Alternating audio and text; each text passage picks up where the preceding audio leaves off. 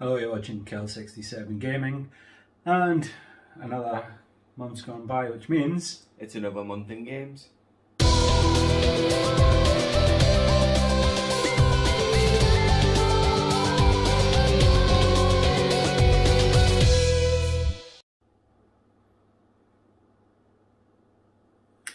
so school holidays has meant that you've had a little bit more time.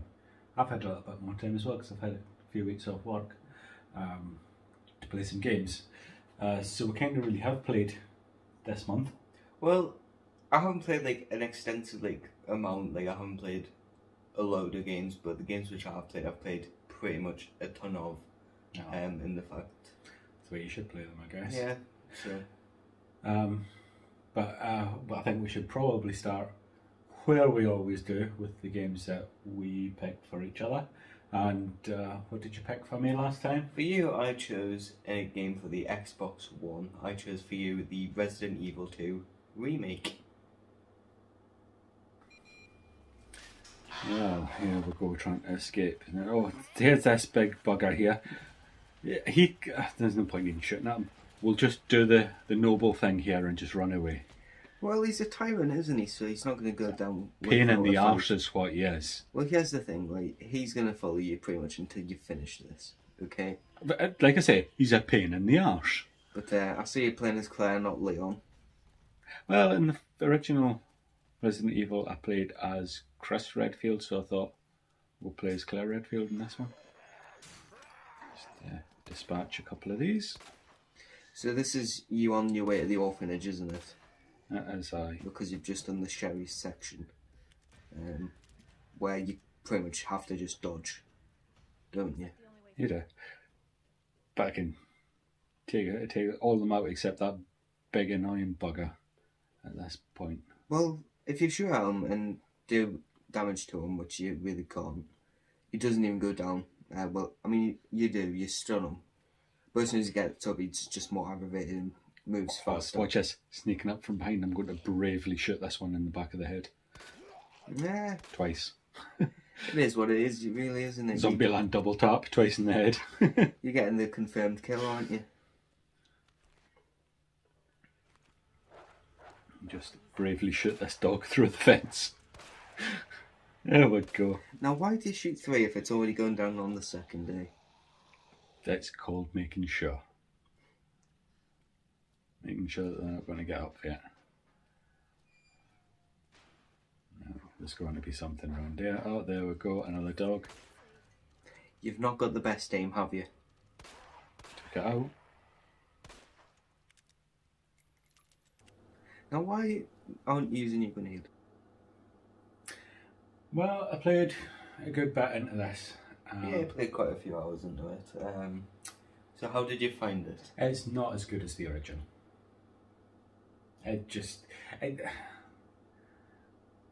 Changing the genre that the game is played in just ruins it for me. Okay. Teach their own. I think like some of the set pieces you don't get the jump scares because the camera angle isn't fixed in such a way that it'll leap out at you. You know, you can always have a little look round.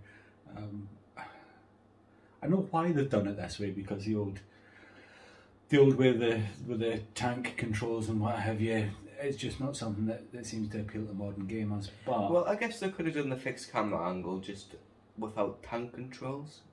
But you need the tank controls, otherwise how do you control it without being with an analog stick? Maybe aye. But it is what it is. It's okay. But there isn't a single part of me that's thinking, oh, I must play the remake of Resident Evil 3. Well, I've played both of them. I'd say 2's the one which is better in a sense. Well, I definitely don't want to play 3. 3's more action based, and it's 4 hours. Yeah, I definitely don't want to do that. So yeah, I gave it a go. It's all right for what it is. So you'd much rather have the Resident Evil 1 remake? The Resident Evil 1 remake is brilliant. That's the way a remake should be done. But the gameplay is unchanged. It's just the quality of life improvements on it. which I haven't played through yet, so Yeah. potentially I should. Maybe you should. So that's what you asked me to play, and for you, I asked you to play a game on the PS5. I asked you to play Mortal Shell.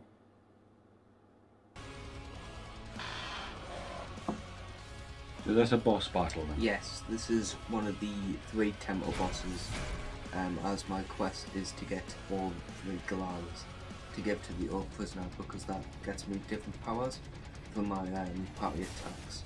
So one drains health and gives it to me, one like explodes a bit of lava onto them, and the other sets me out of my shell and does like 150 damage to them. But this is me doing my third and final one, because you can do them in any order. So yeah, this is the Eternal Narthex one, which it's built up to be looking like the final one for you to do, but as I say, you can do them in any order. But this is the second stage as well of it, because each one has 2 stages. So, and of course you've got the soundtrack DLC thing, yeah. So instead of the regular boss music, you've got music by the Rotten Christ, the band Rotting Christ, which gives it a little bit more atmosphere, doesn't it? Well, for me, I've actually heard what the normal boss track sounds like, and it's pretty much nothing, to be honest with you. Whereas the Rotten Christ pack does actually make it feel like a genuine boss and a genuine threat for you to go up against. So you're taking a bit of damage there with those big swings. But I've not got the most health because I've chose Teal as my shell, who has more stamina though. So. Right, okay. Just another swing, I think. There we go.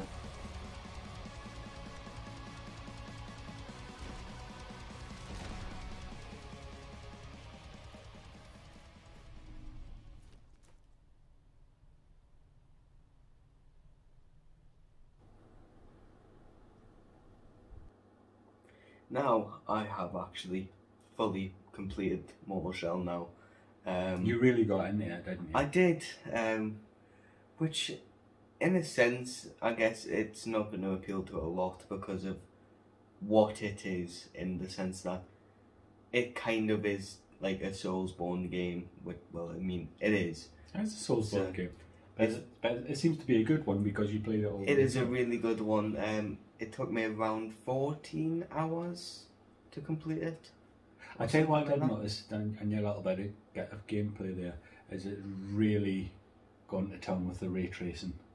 The lighting effects on it are absolutely that's that one. Outstanding. There was the second one which I done, which was in like an ice cave. So that one, like, obviously used quite a lot, but the first one doesn't as much. Well, I mean, they all do, but like the first one's where it's like not as noticeable. But yeah, I've quite enjoyed it. The fact that I haven't actually like completed everything, I haven't done everything, like I haven't platinumed it or anything, I've just went through it and played it. But it's kind of making me want to go back and play through it again, especially with the new DLC which has came out, which is the Virtuous Cycle, which introduces new shell, new weapon, and a new roguelike mode for it. So you have to go through it all in one life. However, more upgrades. So, but will you play through it to get the platinum? Because there is one of those trophies where you have to play the whole game without using the shell. That could be tricky. It could be. However, it depends, because I believe if you beat Hayden in the tutorial, your health doesn't go right down. However, it might. But I guess we'll see, because I could always go far enough into it and then just like I could do the rest and then just do that one trophy and like put my mind to it. Because I've done that before, where I've tried to put my mind to it and I've came close, like obviously doing veteran difficulty in Call of Duty Modern Warfare, which you're dying like 1 or 2 hits, and it's kind of about the same, just in a Soulsborne game. So, but yeah, I think I'm definitely going to continue playing it, even though I have completed it. So. Well, I'm glad that you did like that one. I think what else have I played this month? You know that I always do like to pull out a racing game. and I've pulled out what I think is quite a good one on the Wii, and not a console that's particularly known for being great with the racing games. Well, I mean, there is some good ones, like you've got your Mario Kart and that, but even better, you've got Speed Racer. Here we go, you see, got a great start there, weaving in and out the traffic. And I'm doing quite well here. Swiftly moving up into third place and take the lead. Oh, somebody sideswiped me. But all fair though, all fair. But just a little 180 and straight back on the attack. Straight back into, what am I, fourth place, third place, first? Obviously I'm playing as Speed Racer. You can't play as any of the characters. And actually Speed Racer, despite the name, is not the quickest car. But he's the most all-rounder, isn't he? No, he's probably the best all-rounder. Is it the balanced person there? So this track is kind of, it's got an ancient Egypt feel about it. Now you are playing this with the Wii steering wheel. Like Yeah, aren't you? you have to play the game with the wheel. Well, you don't have to play it with the wheel, but you have to play it like... You have to play it with the Wii mode, Aye. at least. You don't play it with a controller. No, which probably could have been better. But, Well, you say that, but actually I quite enjoy it. God, look at that, I've just been hit again. Oh, well, it's all fair because you can go back to him. But you just choose not to because I don't know why. because I just like to race. And I'm bloody good at racing. See, I'm still in second place. I'm going to fly past into first. Actually, the main reason that I don't try and sideswipe them is because I usually end up taking myself out. You're already pretty much down on health anyways, I guess, as well. You missed them boosts, I will say that. I did, but that's okay, I'm still doing alright. And I had a quadruple boost there, so you can see I'm now going almost 400 miles an hour through this part. Now, what happened to your vision? Well, because I'm going like 400 miles an hour, everything goes blurry and sparkly. I don't know. I don't actually watch the anime. Makes sense, doesn't it? Just play the game. So the game itself is based on an anime and I believe film, neither of which I've actually seen. But the game itself, you don't need. I mean, it's a racing game. You don't need any familiarity with the characters or anything like that. You just need to know how to control and if there's any like things which are like a factor into how you're gonna race, really. But the way it plays or the way it feels, it's very much like it's like an F-Zero game, or a Wipeout, something like that. It's futuristic racer, absolutely bucket loads of fun. You do get your speed boosts and what have you, and you can happily take out the other cars if you so wish. Not the way that I play, I just play for pure speed.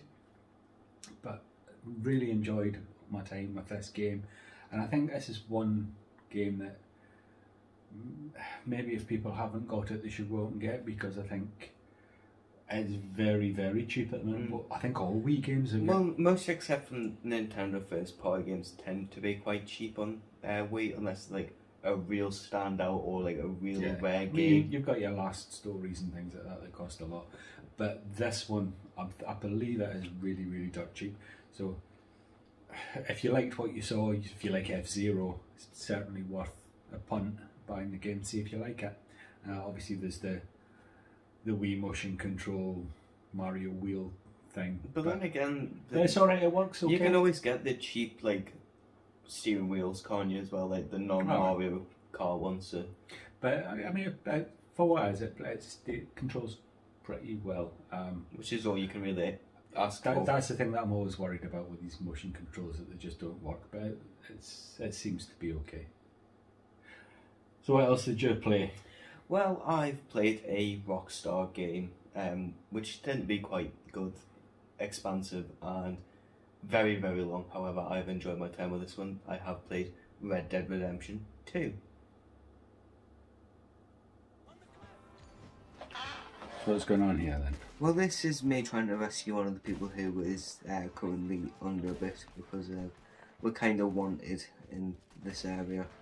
But yeah, I am taking some of them out to get to Sean, who has apparently been hunted and captured by bounty hunters. I don't know how that's happened, but we're making short work of them. So you're doing a lot of just shooting them in the stomach.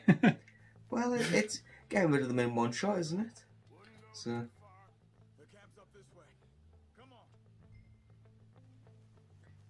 Here we are going towards the camp that they've set up. You got to sneak in here, get in and out without them seeing you? No. No, you don't do stealth, do you? Well, here's the thing, if they've got people all around, and I'm not the only one there, I've got also rely on Javier and Charles also being stealthy, which they weren't going to be at this point. Well, not after you alerted everyone. But, oh, slow motion bullet time fall.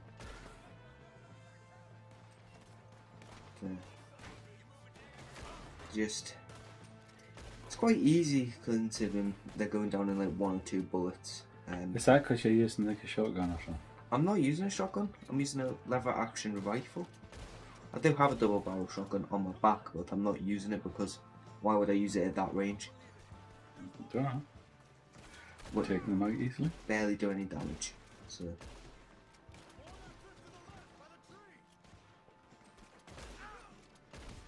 Oh, another bullet time. He's going down in slow-mo. And you can see the one just running, retreating back, and here we are cutting them down.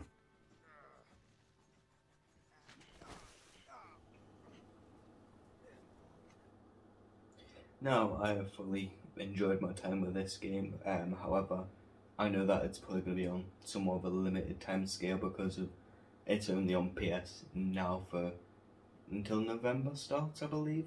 I think it was on Game Pass as well. I started playing it on Game Pass. Well, it might still be on Game Pass, I'm not sure. However, it's definitely on PS now until the 1st of November. And the price is actually going down on it, if I remember correctly. Yeah, like I say, I started playing this game on Game Pass, but I didn't really stick with it, and I can't even remember why. I must have had other games that I was playing. But you've stuck at it and had a good go. I've been playing it like off and on a bit throughout playing Mortal Shell, obviously, completing that, but I haven't completed Red Dead Redemption 2 yet.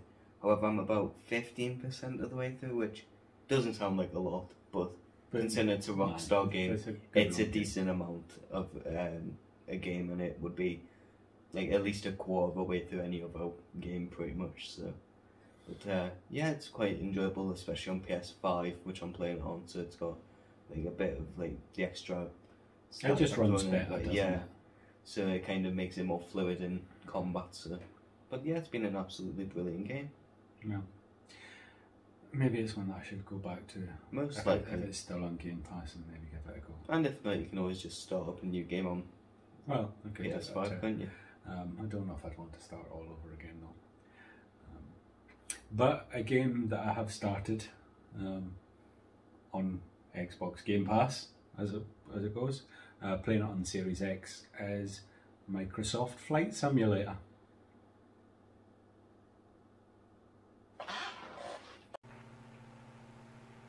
So I'm flying north to south down Manhattan Island here.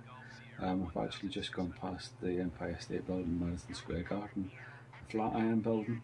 You can see I'm coming towards the financial district.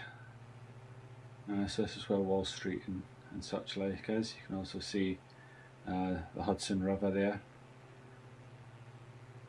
which will be flying over the water in just a moment. I think just to the left there, can you see the Brooklyn Bridge? Mm. So you can see how accurate the maps are on here. It's just absolutely stunning. I was going to say a stunning game, but I'm not sure that it's actually really a game. Well, then again, you can call Farming Simulator a game, so why can't you call Microsoft Flight Simulator a game, you know what I mean? It's quite relaxing though, and having been 2 years of lockdown, it's quite nice to see a bit of the world, even if it is virtually And you can also do stuff which you just can't in real life, can't you? Well, there is which that. you have done. Aye. But here you see we're coming over. This is Ellis Island.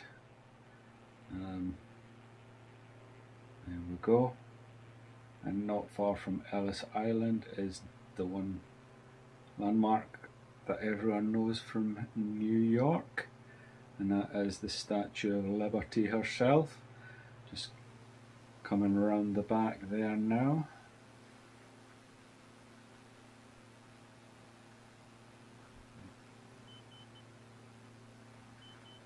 He's taking a sweep around there, and you can see her there. And we'll head off towards Governor's Island.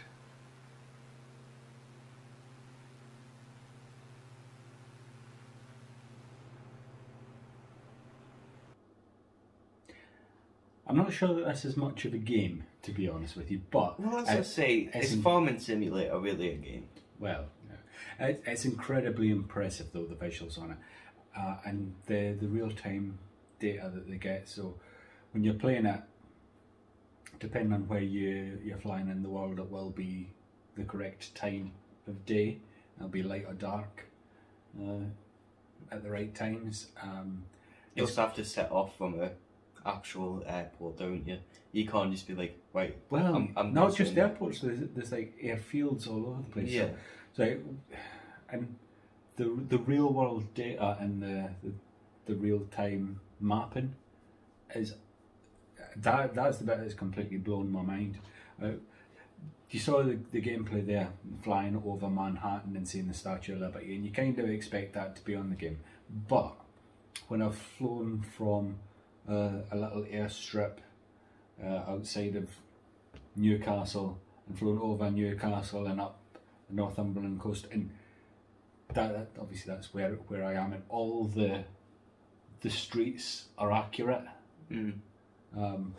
Not as like completely accurate because Edinburgh Castle isn't Edinburgh Castle, is it? It's like it's not houses. It's not photorealistic for most of the maps. Well, I mean, but the actual DLC, the layout is absolutely 100% spot on. So we have done all the things that everyone's going to do when they download this.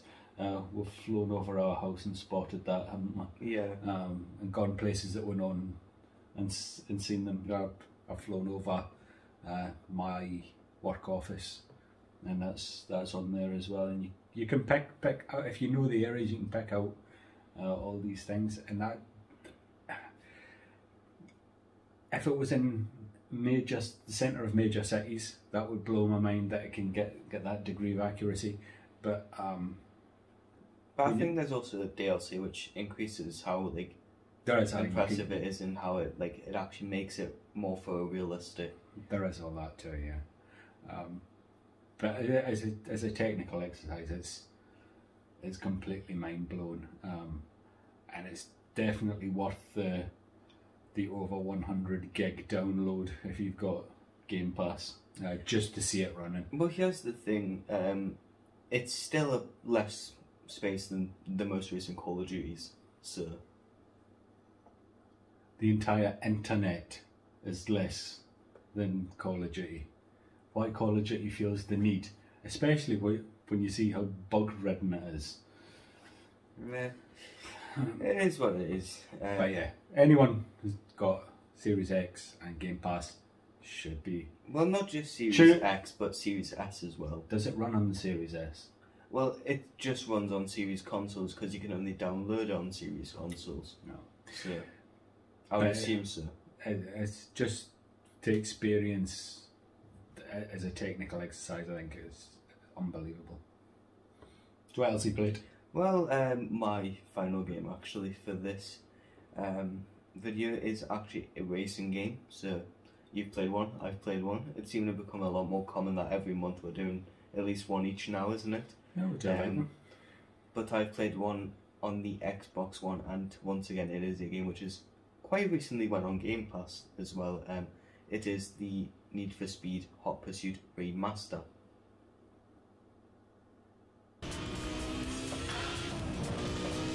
What kind of car is this here? This is the Lamborghini Sister Elementor It is part of the Exotic series in Need for Speed. So I'm currently doing. That was a bit of a near miss there. It is what it is. You don't like the road much? Well, I'm just drifting around the corner because in Need for Speed that's kind of how you have to take me. I missed that shortcut, which wasn't intentional. But yeah, I've actually quite like playing this through, and it's been the Remaster obviously with the routing first, but 4G was getting a bit ahead there.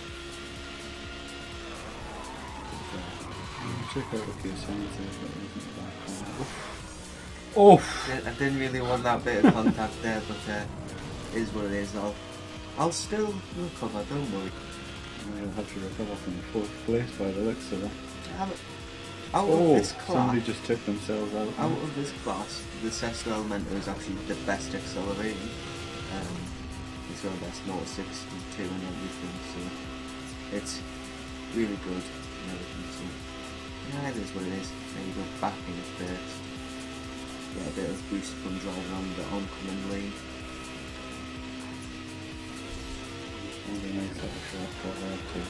Well, here's the thing, with this one it's not really as much of a shortcut as you'd think because it slows you down going off the road. However, what it is doing is it's building up my boost, whereas it wouldn't if I was doing just the normal road in the corner and everything. So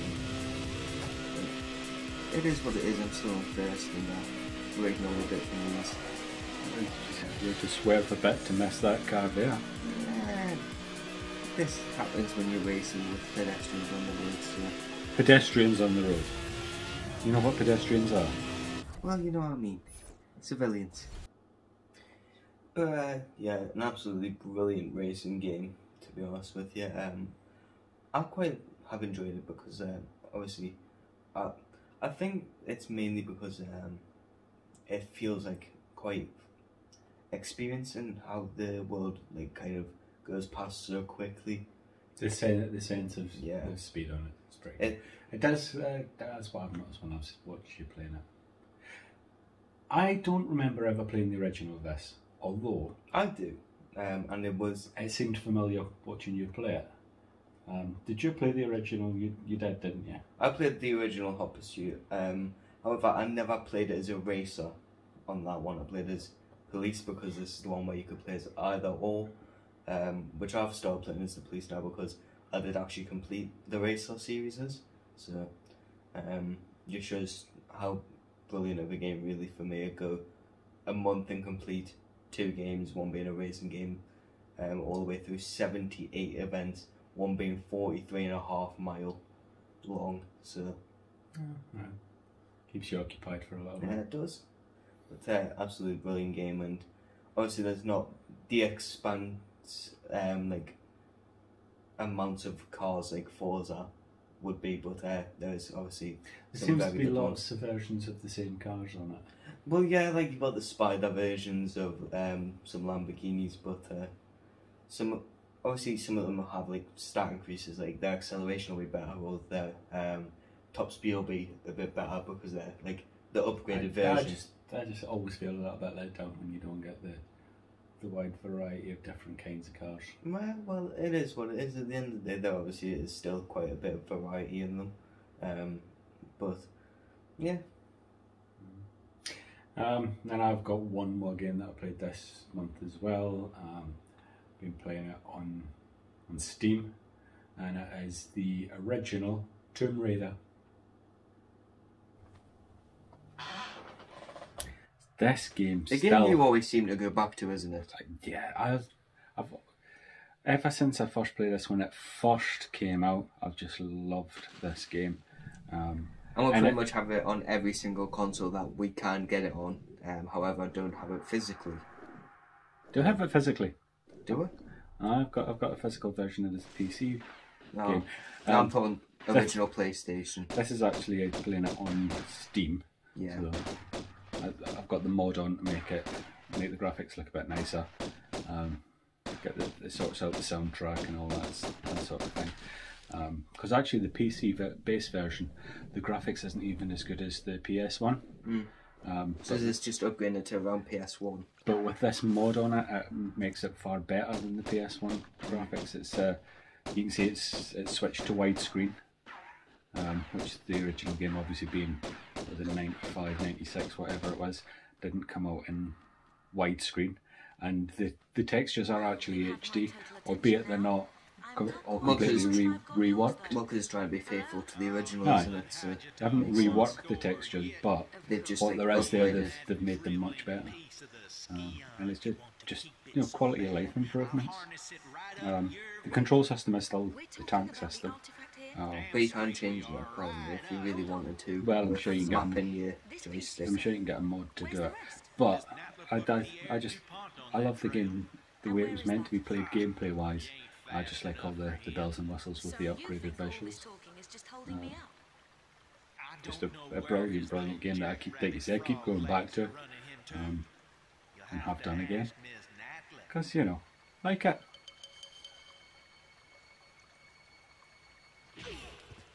Nice spin kick there too. So I know that there's a lot of people really like the reboot of Tomb Raider. Well, the 2013 one.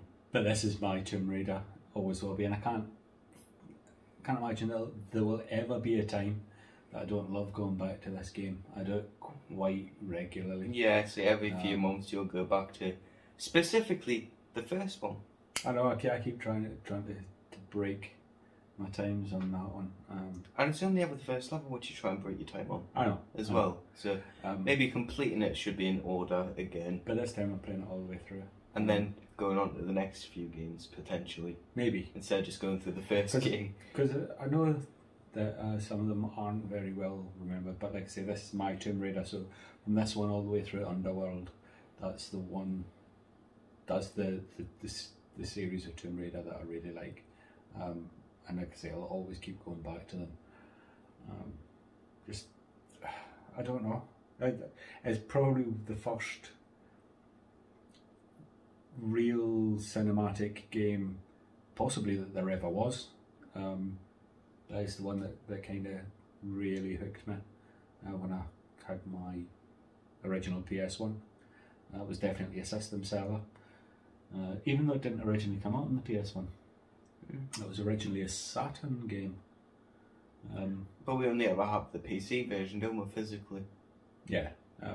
Obviously we've got a downloaded off PSN the Tomb Raider games. I think we've got them on the PS3. We've also got it on Steam, obviously. Yeah.